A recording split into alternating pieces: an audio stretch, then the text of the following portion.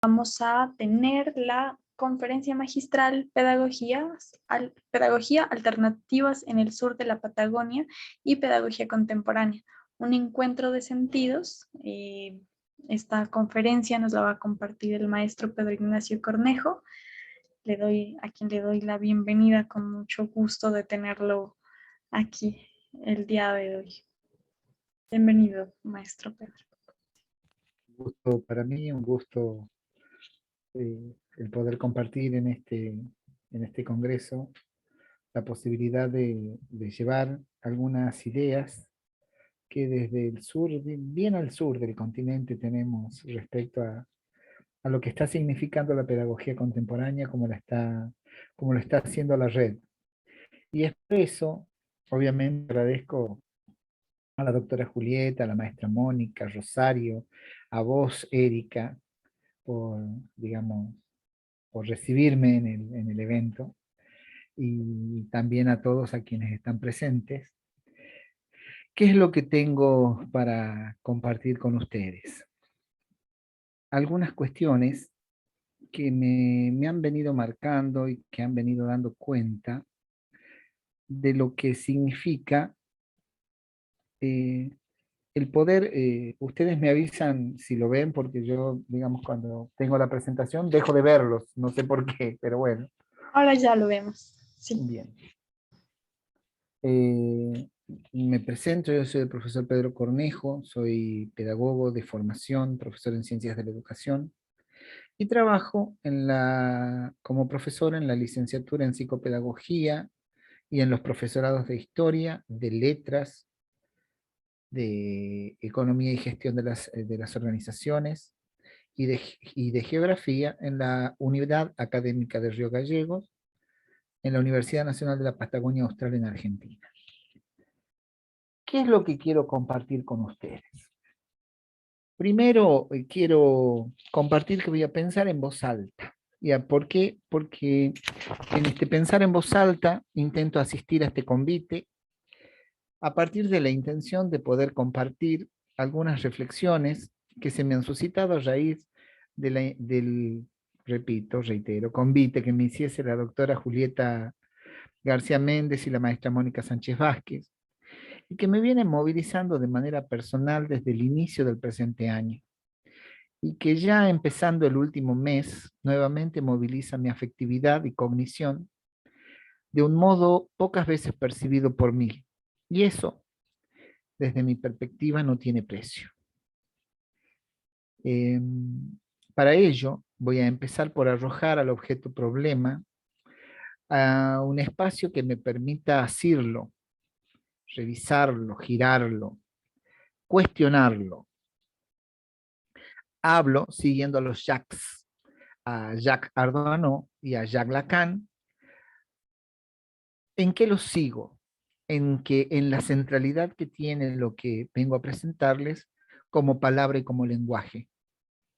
Desde allí intento transitar o intentaré transitar un camino reflexivo que espero sea de su agrado y que nos sirva para pensar de qué modo vamos construyendo sociosubjetivamente nuestras concepciones sobre la pedagogía y la educación en tiempos tan convulsionados como son los que estamos transitando.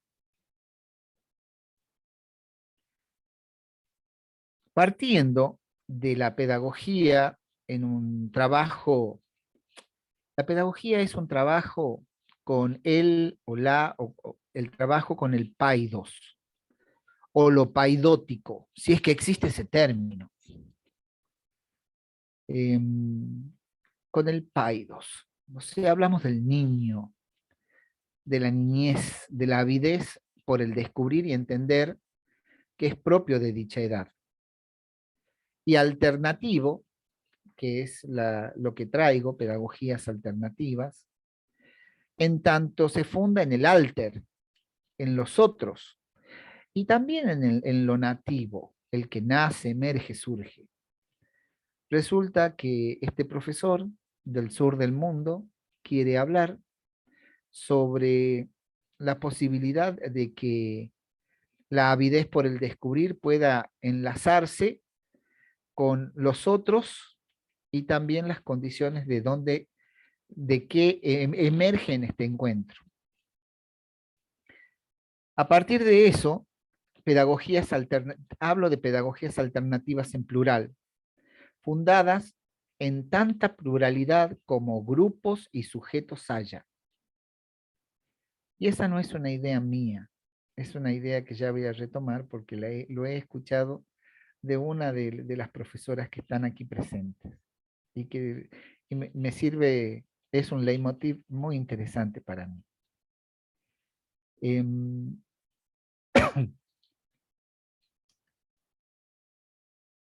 También de los grupos y sujetos, de los grupos en los que he participado a lo largo de toda la vida y que me han sido heredados por la propia historia personal y familiar que tengo y que atesoro. Es a partir de dicha idea que quisiera empezar a pensar las posibles relaciones que se establecen entre un profesor del sur austral con docentes e investigadores mesoamericanos y de Iberoamérica toda.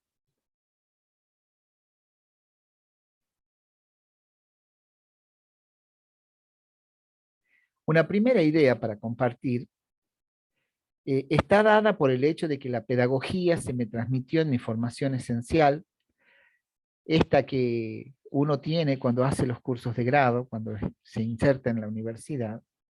Esta pedagogía ha estado signada por haberse centrado en las problemáticas de los niños y de la obligatoriedad de estar escolarizados. Y que dicha escolarización demanda el despliegue de unos procesos estatalmente regulados y que busca preformar y conformar a un futuro ciudadano. En nuestro caso, el ciudadano argentino. Aun cuando lo argentino no termina de definirse, pues existe una identidad de mucha impregnación social, que es la identidad regional o provincial. Somos del noroeste, del nordeste, cuyanos, collas, porteños, litoraleños, patagónicos, jujeños, en fin, diferentes maneras de definir espacios geográficos que sostienen núcleos de vida marcados por lo diverso. La pedagogía en y con la cual me formé es una pedagogía centrada en las infancias, en los enfants, en los que no hablan, en los que no hablan. Sin embargo, esta opción político-pedagógica pone de manifiesto la centralidad que a partir de la modernidad se ha conferido a los sistemas escolares en la necesidad de hilar y tejer la univocidad de las diversidades mencionadas. Es necesario volver a pensar por qué los sistemas escolares, sobre todo en el caso argentino, se esforzó por borrar la diversidad. Desde esta perspectiva, recupero la noción que proviene de la escuela peripatética de la antigua Atenas, en tanto miro a la pedagogía buscando advertir las diversas aristas que dicho conocimiento científico-filosófico tiene o ha creado a lo largo del tiempo, y que necesita ser abordado con criterios de profunda criticidad, buscando reconocer la complejidad de los problemas y abordarlos en un tenor pertinente a dichos rasgos. Problemas complejos, abordajes complejos. Pedagogía y migración. Una primera advertencia. Para poder hablar de la construcción respecto a lo pedagógico que he desarrollado a lo largo del tiempo, desde mi graduación hasta el presente, necesito reflexionar sobre algunas condiciones vitales que favorecieron el despliegue de conocimientos diversos producto de un evento crucial: migrar al extremo sur de Patagonia.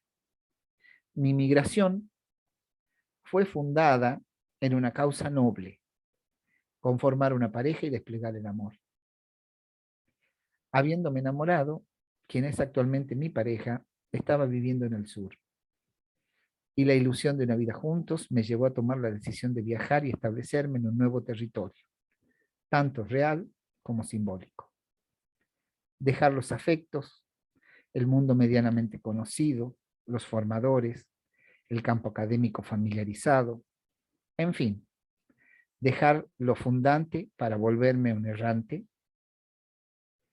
parecería ser el precio que era posible y necesario pagar. No era una persona de los 20, no tenía 22, 23, no, era uno de los 30 y tantos y tomaba la decisión vital. Me iba y con ello me introducía en un mar de cambios. Otro de los motivos que movilizaron mi migración fue tener la ilusión de huir de la pobreza. Una pobreza estructural que marcó a fuego mi manera de mirar el mundo y enfrentarlo en la cotidianeidad de los días. En Tucumán, noroeste argentino, trabajaba de lunes a domingos y con mis 2 trabajos medianamente estables, a gata sobrevivía. En el sur, por aquella época, se vislumbraban posibilidades otras para alguien que en su tierra natal había desplegado 1001 estrategias para seguir adelante. Un seguir que estuvo fundado en las apoyaturas reales y psíquicas brindadas por personas entrañables. Compañeras y compañeros que brindaron de una manera tan cuidadosa su ayuda para que un hijo de un mecánico cuentapropista y de una empleada doméstica pudiera lograr recibirse. Sin embargo, el sur, el lejano sur, se volvía un horizonte posible. Ustedes piensan que no me imaginaba hacia dónde me dirigía. Pues mi conocimiento experiencial, hasta ese momento, hasta esa época de mi vida, solo me había permitido llegar tan al sur como la ciudad de Buenos Aires, o sea, el centro del país. La Patagonia para mí era un impensado. No tenía idea de qué era la Patagonia. Nuevamente la pedagogía escolar se tensionaba. ¿Cómo no iba a tener una idea acabada de la región patagónica si había sido bueno en geografía? Geografía y Patagonia parece que no se llevaban bien. He ahí una nueva e importantísima comprensión. Existe una diferencia marcada entre conocer y saber. La pedagogía debía integrar no solo saber acumulado, sino también experiencia y afectividad. Sin embargo, el convite era interesante. Ustedes piensen, amor y trabajo, querer y ser querido, y además dejar, o al menos así lo pensaba, por un tiempo, ese cuasi desespero de buscar ganar dinero y que el mismo sea suficiente como para sentir que el fantasma de la pobreza ya no era una amenaza en mi vida. Primer cambio, dejar el grupo de compañeros con los que había ido conformando mi construcción conceptual y experiencial del campo pedagógico. Me alejaba de las compañeras que habían generado las condiciones de apoyatura ya mencionadas y con las cuales me sentía en deuda. Ahora que podríamos hacer trabajos profesionales juntos, yo las dejaba y me iba. Simplemente me iba. Llegar a Río Gallegos,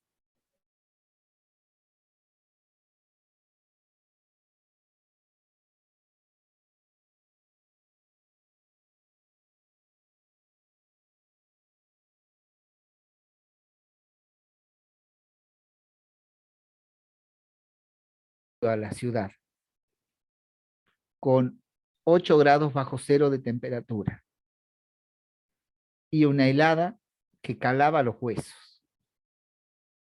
Sin embargo, en mi primera recorrida por la ciudad me sorprendió que esta, aún en esa época, en las ventanas no tenían rejas. Y eso, para quien venía de un barrio difícil de la ciudad de Tucumán, era otro impensado. Una nueva idea se nutre de dicho arribo. Aquí estaré más concentrado en brindar saberes pedagógicos que en cuidarme de no ser robado ya temores construidos y traídos de la propia historia personal. El azar, porque otra explicación no tengo, o quizás sí, pero es menos académica, me llevó a conocerme con una colega. Así, a los pocos días y o semanas de estar en la ciudad. Hablo de la doctora Marta Susana Reynoso, quien además de colega, era, es, y miren si me había cambiado la suerte. Es una paisana mía.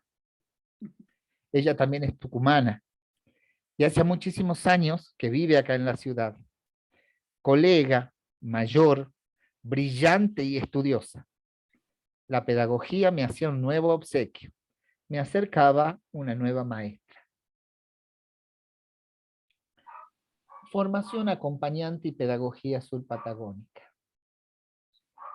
Traía en mis alforjas un cúmulo de saberes teóricos y metodológicos impregnados de una pedagogía que yo llamaría hoy dual, en el sentido que discursivamente habíamos estudiado mucho la perspectiva freiriana, mucho, mucho, mucho.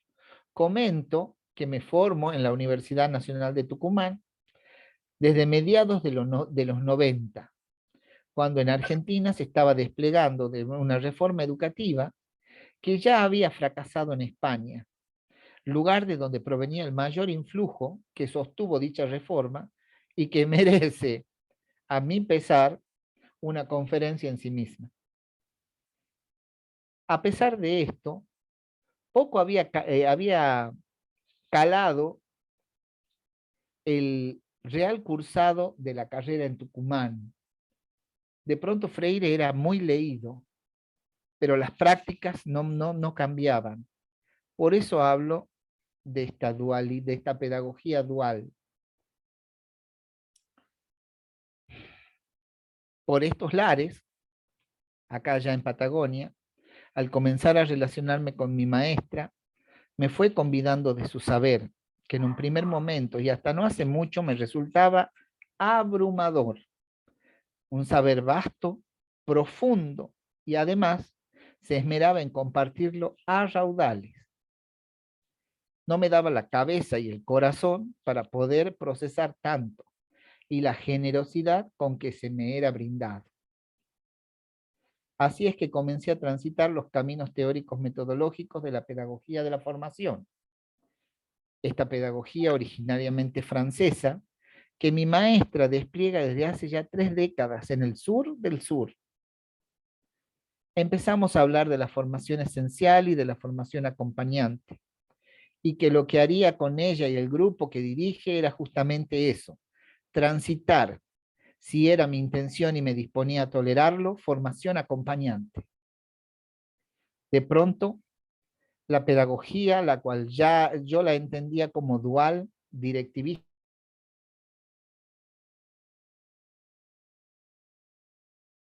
se empezaba a transformar en algo distinto. Era un convite, era una colaboración, un colaboro, un acompañamiento. De pronto empezaron a llenar lentamente mis días las lecturas de Gilles Ferry, Giorgio Agamben, René Caes, Jackie Beilerot, Marta Souto y muchos otros. Y los mismos textos que mi maestra Marta Reynoso iba produciendo, ya que por ese entonces, ahora quizás un poco menos, era una asidua escritora que buscaba compartir sus saberes con las nuevas generaciones y yo, como les dije, parece que he tenido un cambio en mi suerte.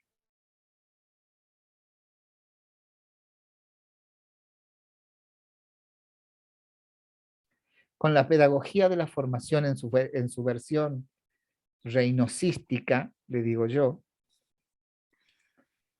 la misma me fue sumando al estudio profundamente resistido de los estudios institucionales, los cuales he venido abordando desde hace casi 12 años, y de los que solo había tenido un vuelo muy fugaz en mis años de cursante de grado, allá en nuestro Tucumán natal. Pero la doctora Marta Reynoso,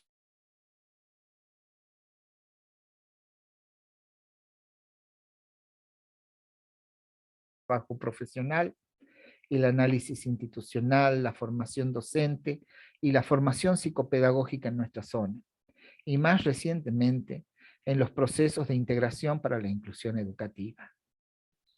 Esta indagación que ella hace y que nosotros tratamos de seguir, se funda en trabajos de investigación en comunidades tan diversas como la localidad de Río Turbio, acá en Santa Cruz, el Valle de Uco, en la provincia de Mendoza, en las comunidades en diversas comunidades propias del ejercicio profesional, de los ejercicios profesionales, investigaciones en el campo de la formación policíaca, de la formación de trabajadores sociales, de personal de supervisión y dirección escolar en la provincia, entre muchas otras investigaciones que Marta supo dirigir y aún dirige. Primero con la dirección y luego con la supervisión de dos grandes institucionalistas de este país, de la República Argentina. Hablo de la magíster Lucía Garay, de la Universidad Nacional de Córdoba, y de la doctora Lidia Fernández, de la Universidad de Buenos Aires. Pero los enfoques institucionales también me ayudaron a pensar otro de los problemas que me han generado mucho movimiento personal. El hecho de trabajar con la integración educativa primero y con la inclusión educativa más cercano en el tiempo, y más recientemente con educación en y con las diversidades. Pero no les hablo de una relación diádica con mi maestra, aunque eso parezca, sino de que es bajo la dirección de la doctora Reynoso, de mi querida Marta, que empiezo a relacionarme con otros profesionales interesados en los enfoques y en los temas que me parecía solamente nos importaba unos pocos y que de manera muy acotada podíamos trabajarlos. Es así que nos embarcamos junto al profesor Guillermo Rodríguez en el estudio de las problemáticas de inclusión educativa en nuestra zona, ya que el mencionado es docente de uno de los del seminario central focalizado en educación especial en la licenciatura en la que trabajamos. Pero para ello es necesario relatarles algunos pormenores más académicos, por así decirlo, de lo que venimos produciendo y que merece ser comunicado. Junto al profesor Rodríguez y a un grupo de estudiantes avanzadas en psicopedagogía, algunas hoy ya colegas, nos embarcamos en abordar formas específicas de trabajar con la diferencia en las escuelas de las localidades del interior de Santa Cruz, en las llamadas SEAs, secciones especiales anexas, unos lugares dentro de las escuelas de pequeñas comunidades y de la ruralidad, donde se disponía la enseñanza para estudiantes que tuviesen algún tipo o alguna situación de discapacidad. Y obviamente, si encontrábamos los docentes que habían trabajado y que trabajan en esas secciones especiales anexas. Hemos recuperado de la memoria de actores entrevistados las formas específicas de trabajo que llevaron adelante en los procesos de integración o inclusión, sobre todo escolar o educativa, y también hemos intentado advertir y analizar elementos que pudiesen evidenciar continuidades y rupturas en el hacer de los colegas, los que debido a la manifiesta carencia de memoria técnica, y esto quiero remarcarlo, no suele ser una práctica cotidiana en los docentes la escritura de nuestras experiencias, no poseemos registro más que en la memoria de los sujetos. Entendemos que nuestra indagación con quienes han ejercido docencia en el ámbito de estudio que elegimos, que son las SEA, y los modos en que pudieron desarrollar procesos de inclusión, nos han posibilitado construir una versión ajustada a los hechos, con un sentido de visibilización del trabajo de integración o de inclusión acá en los confines continentales.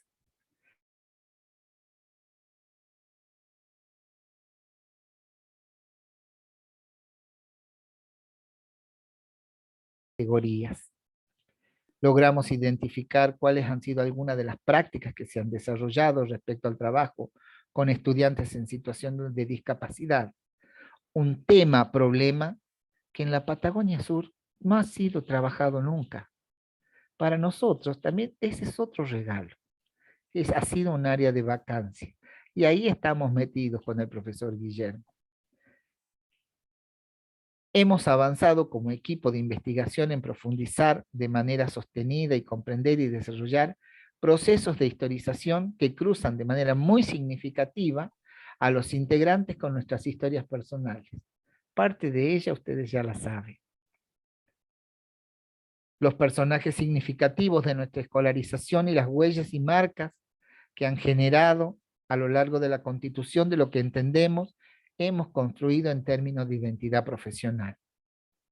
Somos profesores y unas estudiantes avanzadas,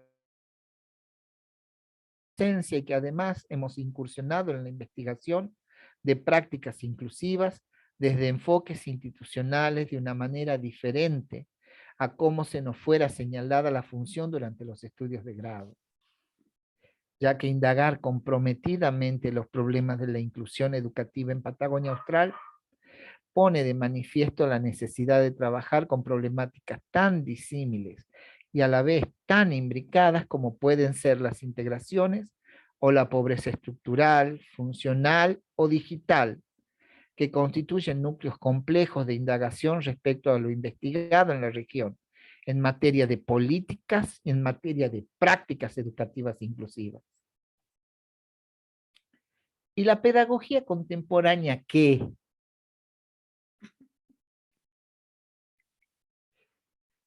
El contexto de la pandemia COVID-19, además de ser un analizador de las dinámicas socioafectivas muy explícito, nos sirvió también para empezar a relacionarnos con otras maestras, con una tonadita bonita, un saber de excelencia y una generosidad destacable. Hablo de las profesoras Julieta y Mónica. Y con ellas, de todo el excelso grupo de profesionales que participan del colosal proyecto Pedagogía Contemporánea. Me llamó la atención, allá por el mes de marzo, una serie de conferencias que brindaban mexicanos y que si no fuera por este impulso que brindó el habernos lanzado a la virtualidad, ni modo que las hubiese conocido, como dijeran ustedes. A decir de la doctora Julieta, pues con los costos de los pasajes y las estadías, si seguimos en Argentina al ritmo de incremento de precio, creo que no podremos siquiera movilizarnos a las provincias vecinas. Amén de dicha recurrente calamidad económica endógena de mi país, encontramos un equipo que hacía cosas loquísimas.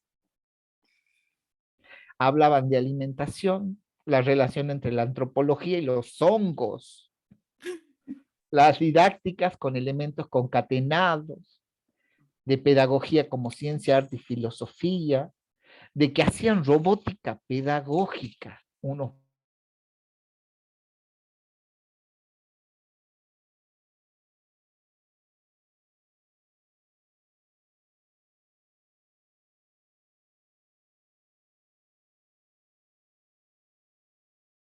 lo están compartiendo. Eso amplió más el valor per se de lo producido. Obvio que me dije, yo quiero ser como ellos. Y les dije a Marta, Sergio, Silvio, que son algunos de mis compañeros, hay unas mexicanas que están brindando una serie de conferencias que están buenísimas. Esas que estudiamos nosotros.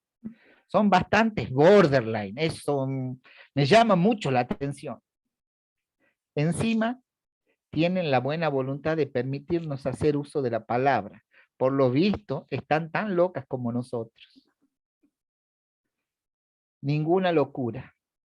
Hay investigación, estudio concienzudo, meticulosidad y sistematización de las producciones, eticidad en la socialización de los conocimientos y simplicidad en la transmisión. Una frase que entiendo resume de manera cabal las líneas comprensivas de nuestras maneras de entender y hacer pedagogía, está en una afirmación de la doctora Julieta cuando dice que la pedagogía contemporánea es para todos y cada uno. Y eso se vincula muy estrechamente con una afirmación repetida, casi a la manera de un mantra por la doctora Reynoso, por acá, por estos lares. Y ella dice que la pedagogía, para ser tal, debe tener escucha flotante y una actitud de miramiento. Mirar al sesgo, dice ella, mirar acá, donde ya la visión, vamos perdiendo el campo visual, mirar al sesgo, como con el resto de que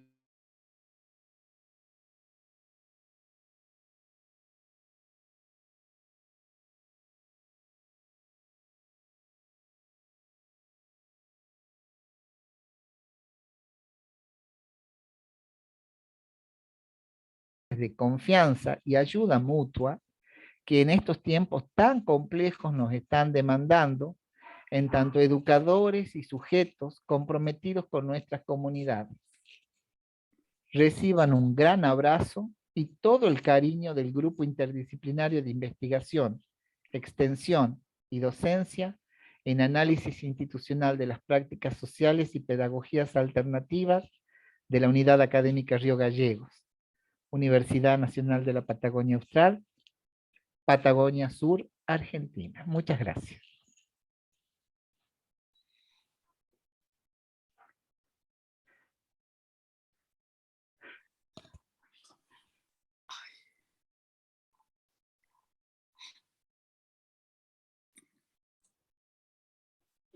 Bien, creo que Erika, algo sucedió, pero Ya bien. estamos hablando con el micrófono. Listo. Lo siento. Bueno, muchísimas gracias, Pedro, por esta emotiva y muy sentida conferencia tuya. Creo que nos evoca muchas cosas a todas las personas que estamos aquí presentes, porque de una u otra forma todos somos, ¿no?, parte de esta red pedagógica contemporánea. Así que, bueno, te agradezco. Quiero saber si entre las personas que están acompañándonos aquí tienen alguna aportación, alguna pregunta a lo que nos compartió el maestro Pedro.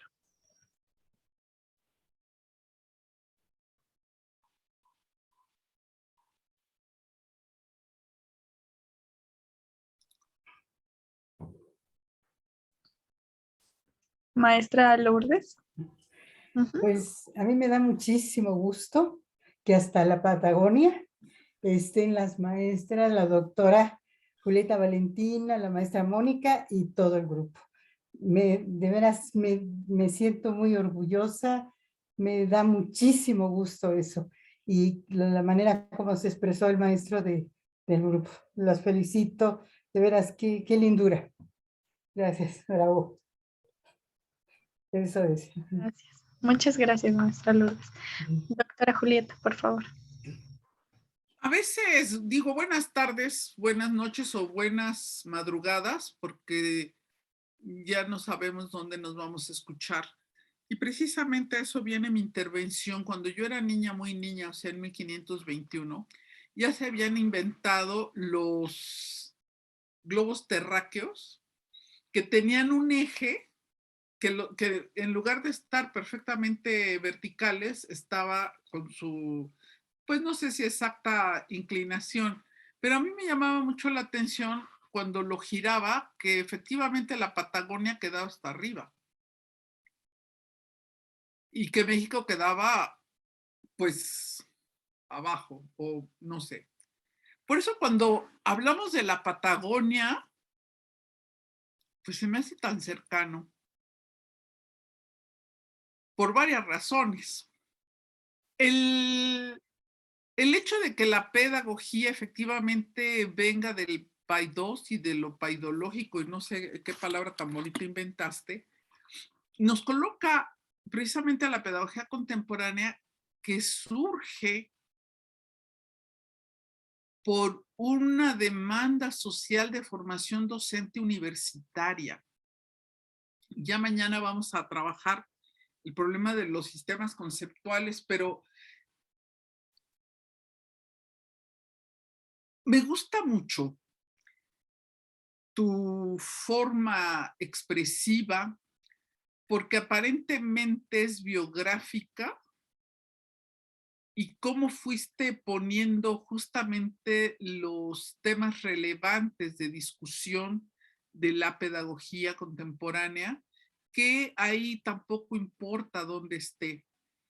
En México nos vino un poco raro el hecho de la univocidad, porque en México éramos un país nacional y un día se levantaron 62 y más grupos étnicos, y entonces, aunque no hemos declarado que somos multinacional, ya no podemos seguir pensando en que somos una nación monolítica. Y en eso, pues todos los países latinoamericanos nos igualamos, incluso los Estados Unidos tampoco puede decir que es un estado nacional porque tiene muchas naciones indias. Y eso es muy interesante porque nos metió en un problemón del estado-nación con todo lo que significa ser nación, con un territorio, eso sí lo tenemos, no somos sefaradíes, pero en la parte ya del idioma, de los signos y símbolos nacionales y de qué parte. Incluso, y en eso coincidimos también cuando hablamos de los mexicanos, Carlos Fuentes decía de cuáles, de los del norte, del sur, los negros, los blancos, los rojos, los pieles rojas, cuáles de esos 64 grupos étnicos o de cuáles de las mujeres, de los niños, de los infantes. Y esa parte de los argentinos, cuando alguien dice que los argentinos, digo, híjole, no sé cuántos millones son, pero meter en una categoría a más de 10 personas se me hace bien raro. Ahora, si es por fronteras, pues está bien. Y sí, efectivamente, creo que la generosidad también fue de parte de tu grupo, que tú entiendo que fuiste el representante y totipotencial, plenipotenciario de tu grupo, y que llevabas como un rizoma, información de la Patagonia a México, de México a la Patagonia, y que eso de verdad hace que este encuentro sea muy, muy afortunado, porque por ahí pasamos por Colombia, por Veracruz, por Chile, hoy estamos hasta en Noruega, y en fin, eso hace muy, muy valiosa esta experiencia, que empieza como una aventura aventurosa, no aventurera. Y por tanto, pues no me queda más que felicitarnos a Mónica y a mí y a toda la red pedagógica por tener estas participaciones tan maravillosas. Incluso lo que dice Lourdes, que siempre ha sido, pues es una institución dentro de la música mexicana, nada más que ella es de perfil bajo, porque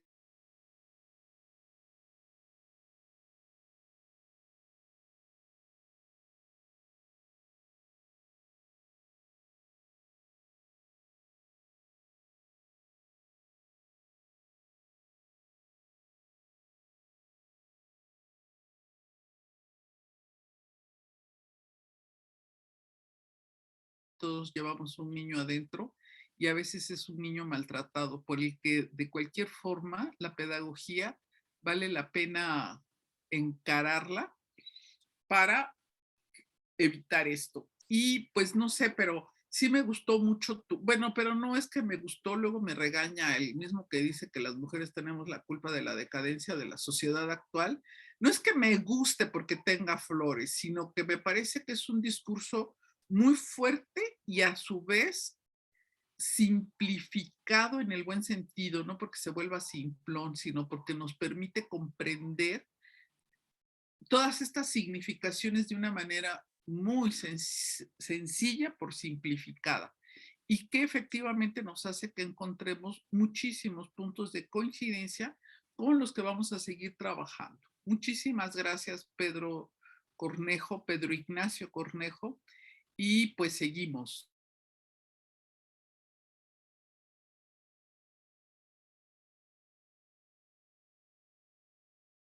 Maestra Mónica, adelante, maestra. Muchas gracias, Erika. Pues yo también coincido con Julieta, que pues justamente creo que por eso nos vamos encontrando, porque yo creo que la pedagogía sin generosidad no es pedagogía. Y eso es algo que Julieta también a mí me ha ido enseñando, ¿no? Cómo largar los trabajos, ponerlos ahí, porque una pedagogía cerrada o ensimismada, pues no fluye, no se puede construir, se volvería un dogma. Uh-huh. Y pues todo lo que hoy aquí se trabajó, se compartió, se expuso, pues creo que esta conferencia es una manera muy linda porque hace como dice Julieta, el apretón del relojero, ¿no? Justamente, pues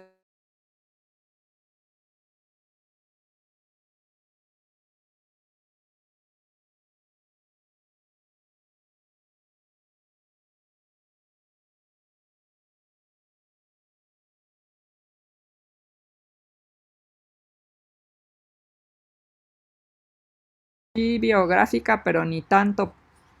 Creo que muchos nos reflejamos ahí, en esa escritura de hoy de Pedro, muchos, porque si no existiera el maestro que nos da la mano y nos transmite generosamente, no podríamos estar formados, no hay manera de formarse. Entonces, pues agradecerle mucho a Pedro y a todas las personas que están aquí con gran generosidad, con tiempo para coincidir en espacio y en un espacio virtual, pero en un tiempo real para poder hacer este intercambio tan bonito, generoso y pedagógico.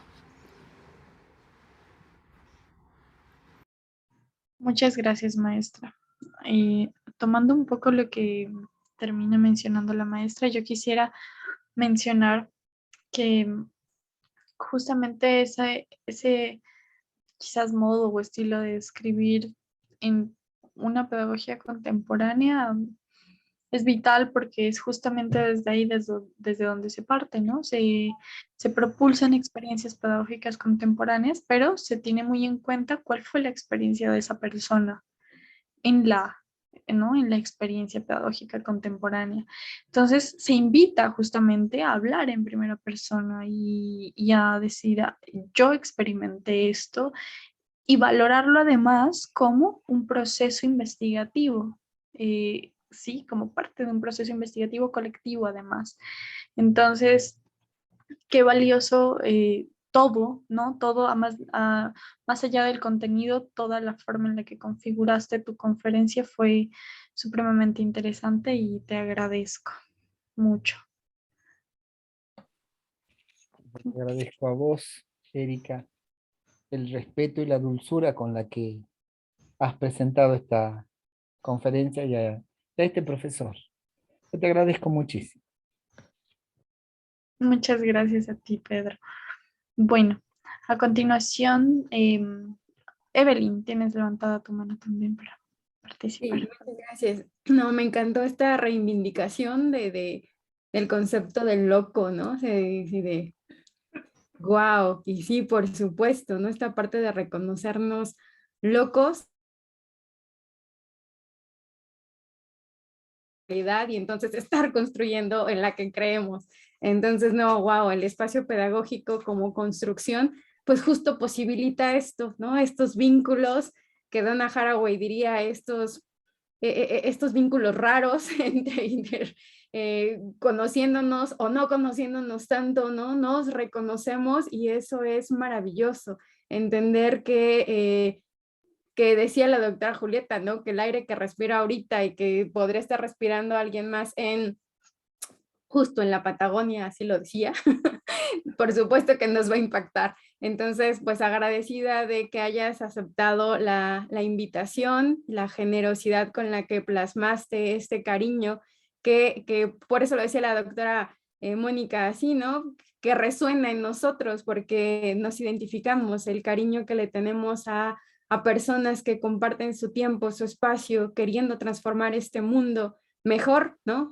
Para algo mejor, para algo posible.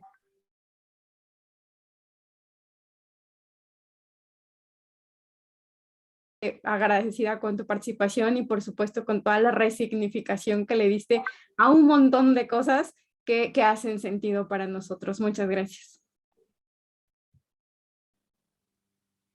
Gracias, Evelyn. Maestra, doctora Julieta. Sí. En el chat, en la conversación paralela, hay una persona que tiene el bello nombre de Rufino.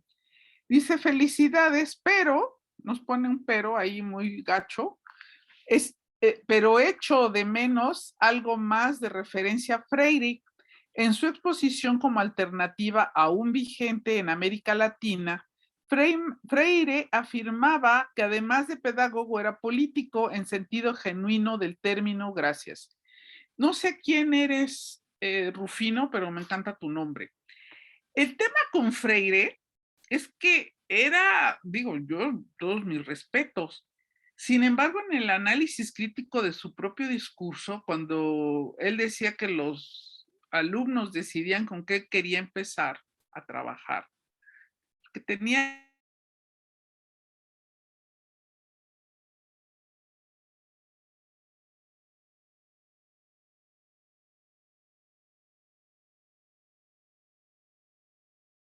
el valor de la transmisión en muchos sentidos.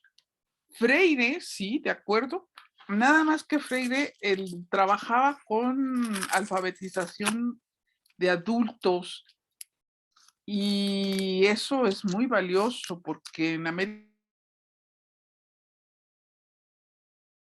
porque sea otra cosa, lo que llama la atención que todavía hay niveles de analfabetismo en la Ciudad de México y ya se imaginarán en otros lugares. Sin embargo, la idea romántica y así hasta bonita que nos llega de Freire es ese primer Freire, es el primer alfabetizador, el que se metía a las comunidades. Y luego se borra la figura de Freire cuando se volvió militante de izquierda y militaba en un partido político. Eso es a lo que yo llamo un buen político, porque el problema con la política es que es el poder y el control. Y el poder y el control que me llama la atención porque ahora dicen que uno que tenemos por aquí ya tomó el poder, pues sí, militó toda su vida para tomar lo que esperaban, que lo depusiera ya que lo tenía en la mano, y que nos damos cuenta de que el poder y el control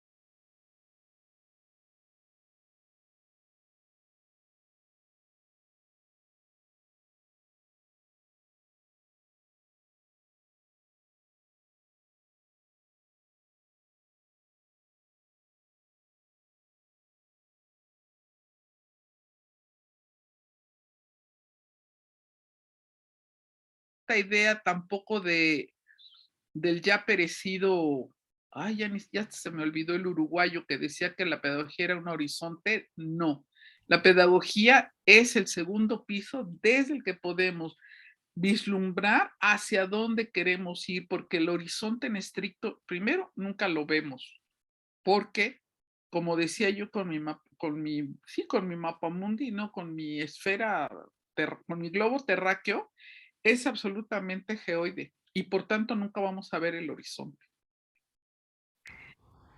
Y bueno, por eso estamos trabajando en un modelo nuevo. Adelante, Mónica, por favor. Gracias. Sí, me gusta mucho lo que dices, Julieta, porque justo Freire, alfabetizar a adultos ya es una postura política. La pedagogía es eso, es una militancia política dentro de un contexto social muy fuerte, ¿no? Entonces, no debería de ser tibia ni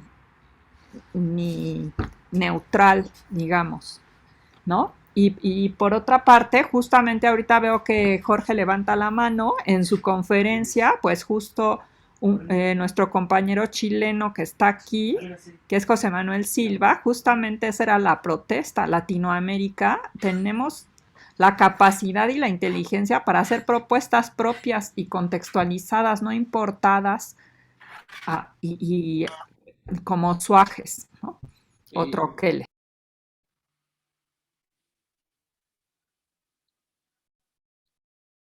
Gracias, esa era mi intervención. Adelante, Jorge, por favor.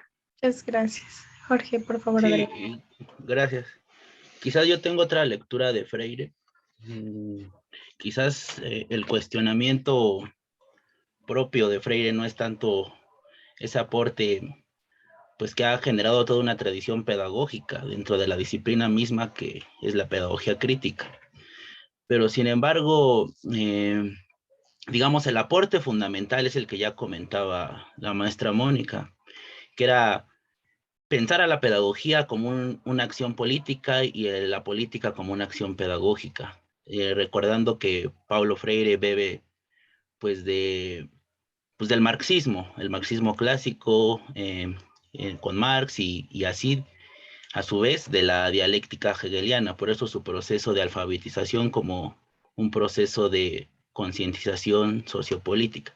Quizás el único cuestionamiento que yo le haría era su reivindicación estatista, su posicionamiento político. Pero en cuanto al método, me parece un método sumamente rescatable, pero aquí vendría mi cuestión. Muchas veces, no solo Freire, sino cualquier postura pedagógica que hace un eco en tanto que se vuelve innovadora, se intenta copiarla de manera así, pues casi como si fuera receta. Entonces aquí viene la problemática fundamental de la pedagogía entre una de sus tantas preguntas, ¿no?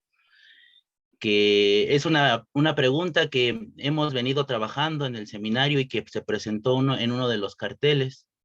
Esta pregunta que si somos un eco pedagógico de Occidente o cómo ha sido nuestra educación, si la podemos adjetivar de verdaderamente auténtica o solo somos ese reflejo que está configurado por la historia y que es una reflexión que a mí me encanta que se haga y que se brinden los espacios y sobre todo que propuestas como la pedagogía contemporánea que están inmersas dentro de la academia se tenga esta abertura para dialogar, porque muchas veces dices algo así y ya te tachan de loco, pero ya vimos que hay que reivindicar el concepto de la locura, ¿no? Como una reivindicación ético-política, que la normalidad no existe. Y pues sería eso, gracias.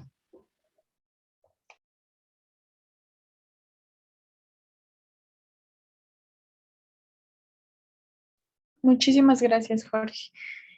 Pedro, ¿quieres tú mencionar algo o tienes la mano? Ok. Adelante. Respecto a Rufino y también a Jorge, para cuando yo siempre le digo a mis estudiantes, cuando era joven y esbelto, allá en la noche de los tiempos,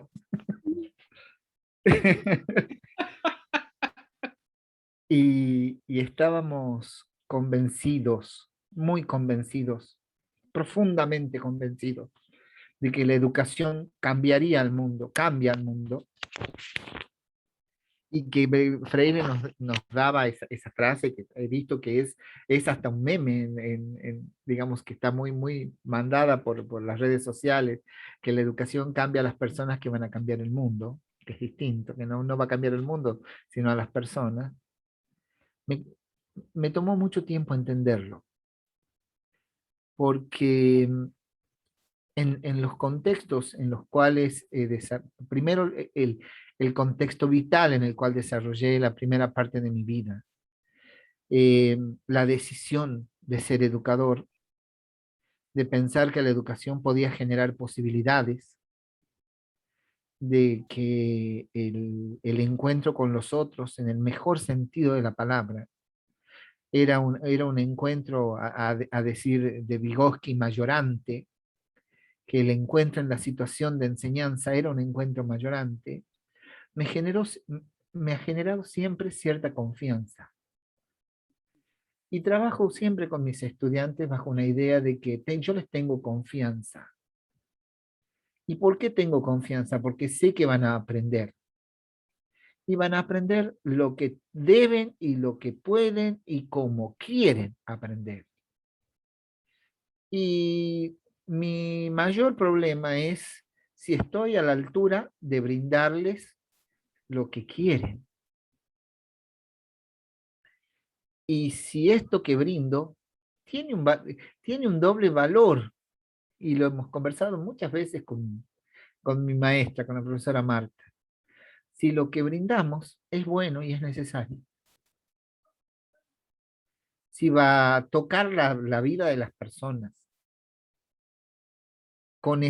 desde ese lugar donde solo los maestros podemos hacerlo, y que lo han hecho con nosotros, y que lo siguen haciendo con nosotros.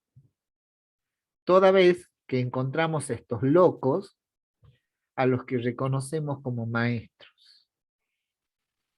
Y no puedo menos que emocionarme cuando lo digo, porque me vienen a la cabeza todas mis amigas, mis amigos que no pudieron lograrlo y que lucharon tanto o más que yo para poder graduarse y poder continuar.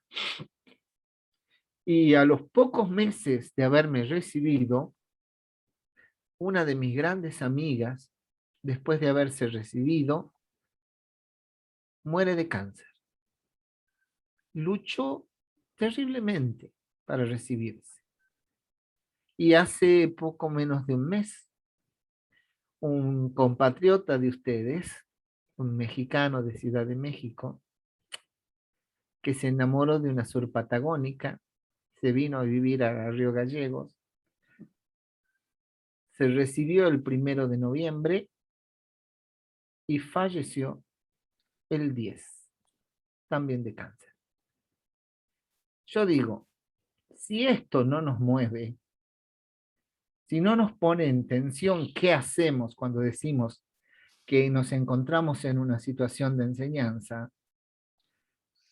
La propia vida de Freire se resignifica. ¿Por qué?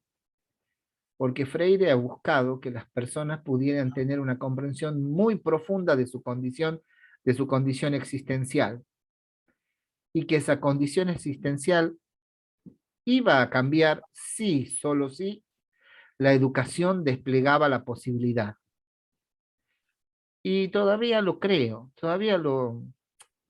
y no lo creo en tanto credo, No, claro. lo creo en tanto confianza en que con quienes interactúo, espero que después de que hayamos tenido un encuentro educativo, sean mejores personas y comprendan los problemas de una mejor manera. Si logro eso, yo creo que mi tarea por ahí va encaminada. Gracias, Pedro. Quisiera saber si José quiere participar. No, en realidad era un poco retomar lo de Freire, pero después de lo que menciona Pedro, en realidad no tiene mucho sentido, porque sería volver al diálogo que teníamos antes, así que, y sería pasar por sobre lo que acaba de mencionar Pedro, que me parece muy emotivo y muy cercano a la vivencia que él mismo tiene. Creo que cada uno de nosotros tiene un poco de esa locura, ¿no? Yo vivo en Temuco particularmente, Gualmapu, región de la Araucanía, territorio hoy día sitiado por la policía y por los militares, debido al conflicto que tiene el Estado de Chile con el pueblo mapuche. Y nos posiciona a mí como educador rural, me pone en una situación compleja, me pone en una categoría de loco también, pero y eso es un poco lo que hablábamos delante en el grupo de conversación, o sea, es volver a ese asiento, volver a esa silla del estudiante y resignificar todo esto. Si el golpe de timón que dio el COVID a la educación no hizo otra cosa que develar lo que estaba escondido debajo de la alfombra. No aparecieron más pobres, mal llamados vulnerables, no se le cortó el internet a los niños rurales porque jamás tuvieron. No hizo otra cosa más que develar lo que estaba escondido. Entonces ahí surgen muchos diálogos ahí, y es importante ahí hacer, entender la postura de Freire, leerla, escucharla, sentirla, pero me pasa que, y es una condición muy personal, me cuesta mucho idealizar a personas en la historia. Me parece que Freire es una figura importante, y me parece que lo que hizo es extremadamente significativo, pero no me quedo con el romanticismo de Freire, me quedo con ese momento en que este sujeto, este agente político dice, oye, acá está ocurriendo algo. La capacidad de darse cuenta de ese hito histórico es el que yo rescato, no solo de Freire, sino que de muchos otros teóricos de la pedagogía. Darse cuenta de lo que está pasando. Y hoy día me parece que esta red está lleno de esos teóricos. Lo que pasaba, por ejemplo, lo que nos comentaba Recuerdo en antes. O sea, darse cuenta de eso, que para otros puede ser insignificante. Podría decir, ¿qué tiene que ver eso con el currículum? ¿Cómo vas a calificar eso? ¿Le vas a poner una calificación porque lo coloreó de buena forma? ¿O vas a descontar puntos porque no tiene una coma o porque tiene un tilde de más? Eso es mover el barco. Y incomoda, claro, le va a incomodar a mucha gente, generalmente hacia arriba, ¿no? Incomoda. Y eso es bueno. Creo que sacudir la educación, no solo a nivel latinoamericano, sino que a nivel mundial, es importante. Y tenemos que pisar fuerte los pedagogos locos que estamos en contra de una estructura que ya no le acomoda a nadie, porque esta estructura no le acomoda al estudiante y tampoco a los docentes. Entonces, solo eso, o sea, avanzar en ese, y ser esos locos que nos vamos a la Patagonia, que se van a internar a una montaña donde no hay conexión, donde no hay internet, donde no hay nada, y estamos solo frente a un grupo de estudiantes que terminan siendo tu familia. Eso quería aportar. Gracias. Muchísimas gracias, José. Maestra Mónica, ¿quiere participar Sí, nuevamente? por favor, ya lo último. Prometo que es lo último. Pues me gustan mucho todas estas intervenciones y yo creo que también una pedagogía que no es resignificante, y por eso decimos la formación docente tiene que ser resignificante, tiene que sacudir para resingularizar al docente, porque justamente el docente es quien educa, y no solo a los que están en el aula, sino a través de la influencia sutil, de acciones problematizadoras del entorno para resignificar y resingularizarse. Y quiero recuperar dos conceptos uno que usaron Pedro y Jorge en su conferencia, y Jorge además usó uno más, la univocidad y la equivocidad. Creo que la pedagogía contemporánea lucha en contra de las dos, porque tanto una como la otra aletargan y no promueven la locura, y la pedagogía contemporánea promueve la locura para problematizar, para desnaturalizar y para resignificarnos, porque esa es una posibilidad humana que no podemos dejar pasar. Muchas gracias. Muchísimas gracias, maestra Mónica. Bueno, si nadie tiene más comentarios, bueno, en el chat tenemos felicitaciones de Marisol García, de Rufino igualmente, de Pamela. Muchas felicitaciones de todas las personas que están participando y me uno también a esas felicitaciones, Pedro. Bueno, a continuación le cedo la palabra a Rosario para el cierre de esta sesión de Zoom. Entonces, no sé si quieres cerrar con algo en particular, Rosario. Gracias, Erika. Bien, pues vaya que el día de hoy hemos tenido un gran banquete, hemos podido disfrutar de muchas conferencias, de varios talleres que nos siguen enriqueciendo y que nos siguen nutriendo. Gracias a todos los que asistieron en esta segunda sesión del Tercer Congreso Internacional de Pedagogía Contemporánea hacia la Universidad 2021. Los esperamos mañana en punto de las 12 del día, hora del centro de la Ciudad de México. Y nos vemos mañana. Que tengan buen descanso. Gracias. Seguimos. Gracias, Rosario.